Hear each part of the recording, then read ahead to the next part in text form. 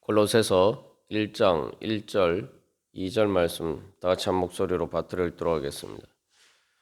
하나님의 뜻으로 말미암아 그리스도 예수의 사도된 바울과 형제 디모데는 골로새에 있는 성도들 곧 그리스도 안에서 신실한 형제들에게 편지하노니 우리 아버지 하나님으로부터 은혜와 평강이 너희에게 있을지어다. 아멘.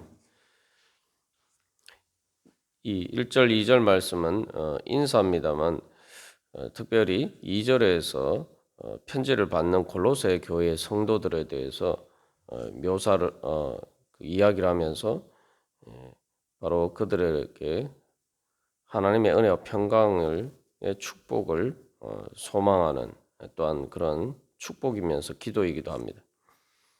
그래서 이 편지를 받는 수신자인 골로새에 있는 교회에 대한 이 사도 바울의 말을 통해서 우리가 성도로서의 가져야 되는 그 정체성에 대해서 우리가 살펴보았습니다. 그래서 첫 번째 성도 우리는 바로 이 성도다 거룩하게 구별하심을 받아서 이제 내가 아직 완전히 거룩하지 않다 하더라도 이제는 거룩하게 하나님 아버지를 닮아갈 수 있도록 능력을 주시고 또 그렇게 부르심을 받았다. 또 그렇게 또 하나님 아버지를 닮아가야 된다라는 것입니다. 두 번째로 신실한 이것도 바로 하나님 아버지께서 우리에게 정말 신실하게 은혜와 평강을 베풀어 주시는 그러한 아버지로서의 우리 아버지로서의 의무와 책임을 다 하시겠다. 하나님께서 우리에게 그렇게 약속하신 거예요. 거기에 대해서 이제 우리도 신실해야 된다. 하나님 아버지의 자녀로서 신실해야 된다. 그렇게 이야기하고 있는 것입니다. 그래서 이것은 지금 신실할 뿐만 아니라 이 골로새서 전체의 주제처럼 또 예수 그리스도를 믿는 믿음의 진리 안에서 흔들리지 말고 믿음이 흔들리지 말고 그 진리에 신실하게 그렇게 거하라. 그러한 의미들을 내포하고 있죠. 그래서 성도나 또 신실하다 두 가지 말 다 현재 상태뿐만 아니라 또 앞으로 그렇게 되어야 되는 우리의 나가야 될 방향을 보여주고 있고 또한 그렇게 될 수 있는 근거를 또 우리에게 보여주고 있습니다. 신실하다는 것은 이제 하나님의 신실함에 대해 응답하는 것이다.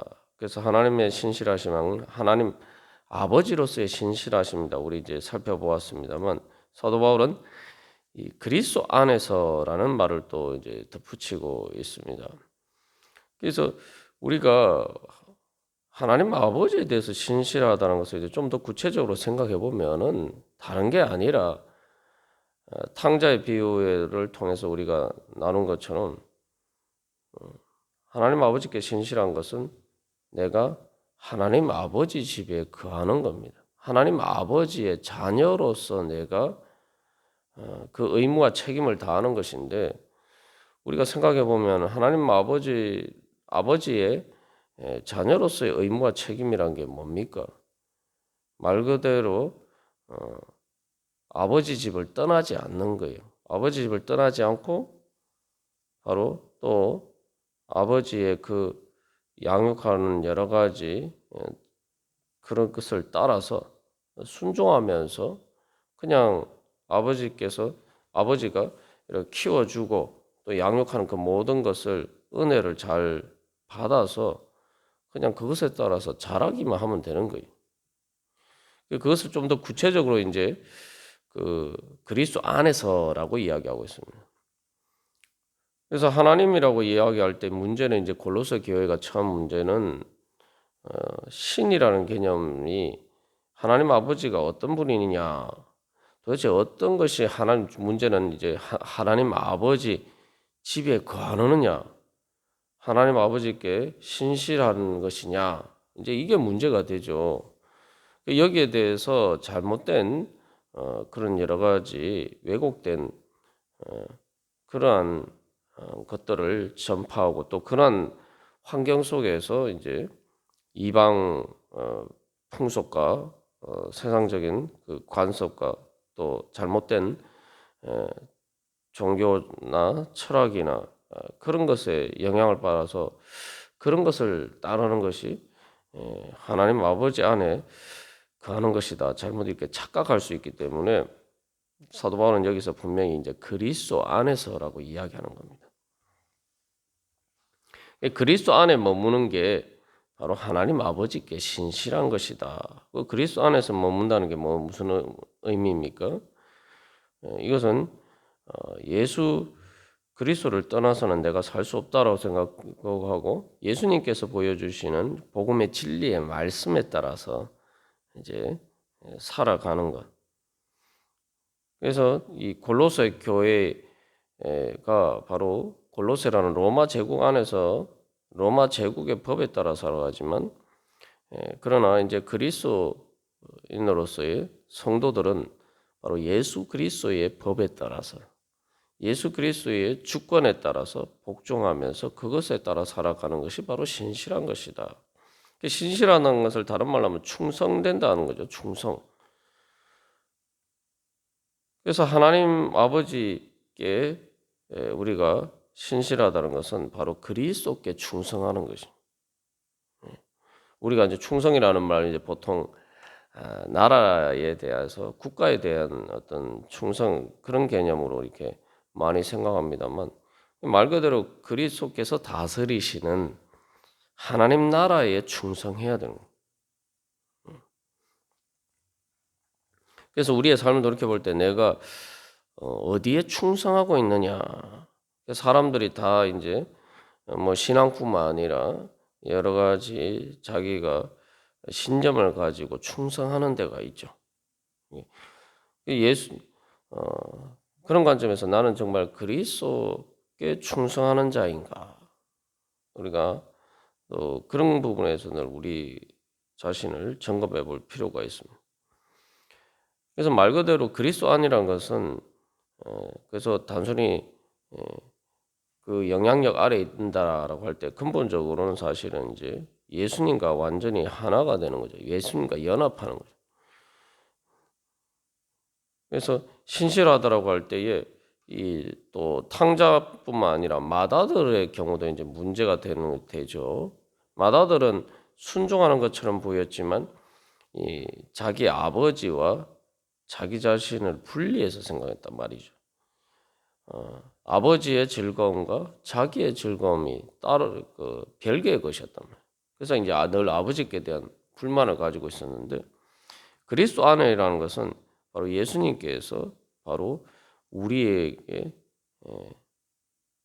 구원을 위해서 충성하셨죠. 그래서 신실하게 하나님의 뜻을 따라서 우리가 겟세마네 동산의 기도에서 살펴본 것처럼 정말 하나님께 철저하게 순종하시면서 십자가를 지셨습니다. 근데 그게 바로 또한 우리를 위해서 그렇게 하신 것이죠. 그렇기 때문에 나도 바로 예수님께 대해서 그런 마음으로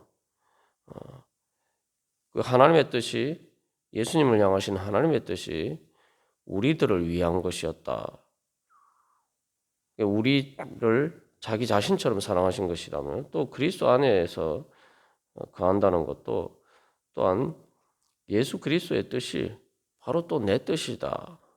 내 뜻을 가지고 자꾸 그리스도의 뜻으로 이렇게 왜곡하는 것이 아니라 예수님이 뜻이 바로 나에게 가장 기쁜 것이다. 이제 그 마음까지 가야지 진짜 신실하게 되는 거죠.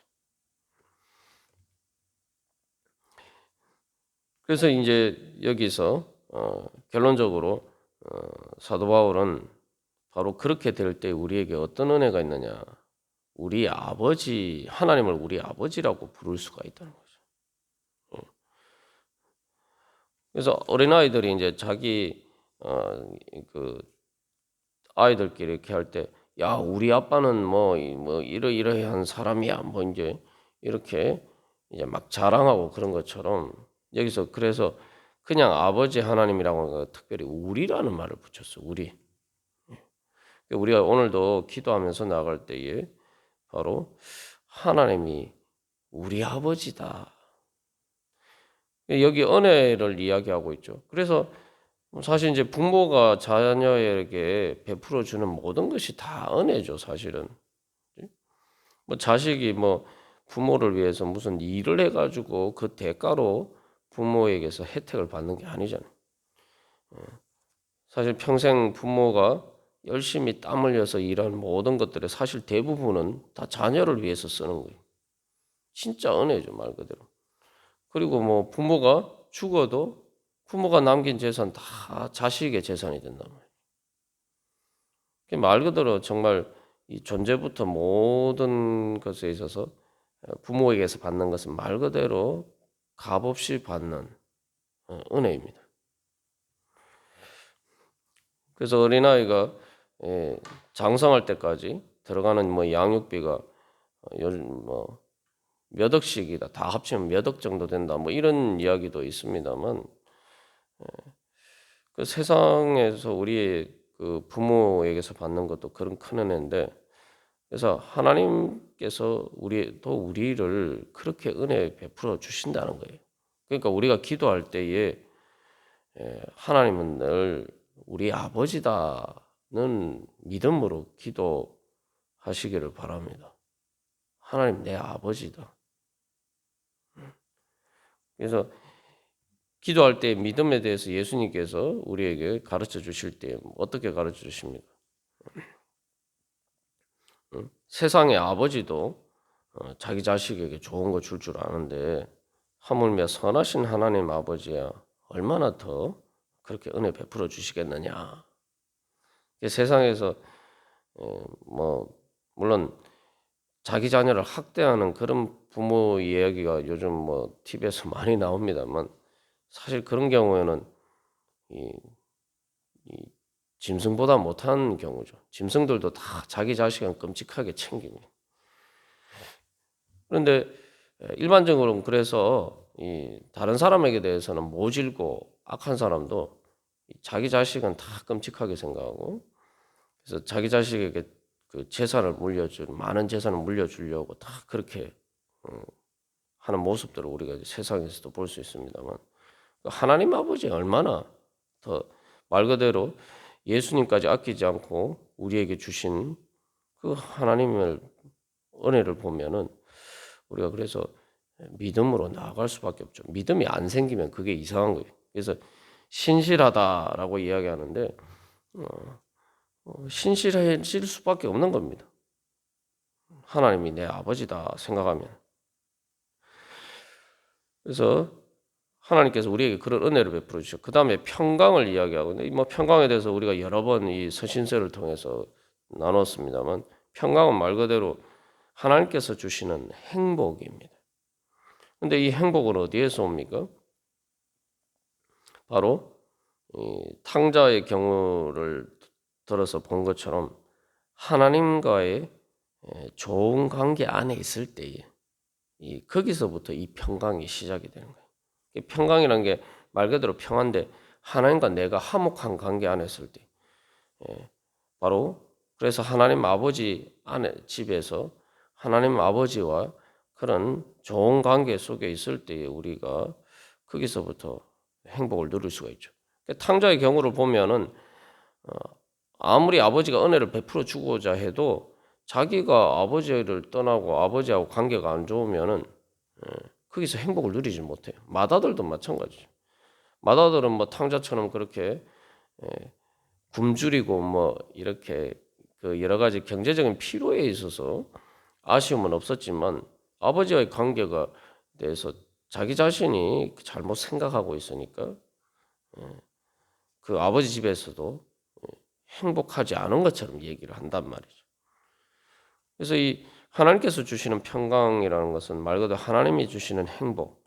그게 뭡니까? 하나님 나라의 행복입니다. 천국의 행복이에요. 우리가 그것을 얻으면 더 이상 뭘 바라겠습니까? 그죠? 근데 그것을 얻기 위해서는 바로 하나님과의 평화로운 관계, 화목한 관계를 누려야 된다는 거죠. 그리고 그것을 통해서 바로 또한 예수 그리스도의 뜻을 따라서 다른 사람들과도 바로 그러한 관계 가운데 있을 때에 하나님께서 주시는 행복을 또 누릴 수가 있습니다. 또 하나님의 은혜라는 것이 우리가 이렇게 해야만 하나님의 평강을 누릴 수 있다. 이렇게만 생각하면 하나님의 은혜에 대해서 잘 모르는 거예요. 그러니까 하나님의 은혜가 뭐냐? 내가 하나님과 사람들과 화목한 관계, 평강을 누릴 수 있는 그런 행복을 누릴 수 있는 그러한 부분에서 내가 부족한 부분이 있다 할지라도 하나님께서 내가 그렇게 할 수 있도록 은혜 베풀어 주신다는 거예요. 능력을 주신다는 겁니다. 탕자의 경우도 보면 마찬가지죠. 탕자가 사실은 아버지의 관계가 사실 자기 자신에게 문제가 있었음에도 불구하고 아버지가 용서하고 받아주죠. 기쁨으로 받아줘요. 그러니까 탕자는 그 아버지 집에서 단순히 품꾼으로 사는 게 아니라 자기가 이미 받아야 될 재산을 다 받아 누렸지만 다 소진했지만 그 재산을 다 날려버렸지만 그러나 아버지에게서 집에서 다시 행복하게 살 수 있는 은혜가 주어진다. 그래서 하나님께서는 우리에게 평강을 주시기를 원하시고 또 평강을 하나님께서 주시는 평강의 은혜를 받을 수 있도록 또 우리에게 은혜 베풀어 주시고 능력 주신다. 그렇기 때문에 하나님께서 우리에게 주시는 것은 참된 축복이죠. 그래서 오늘도 우리가 주님 앞에 기도하면서 나아갈 때에 이 사도 바울의 인사가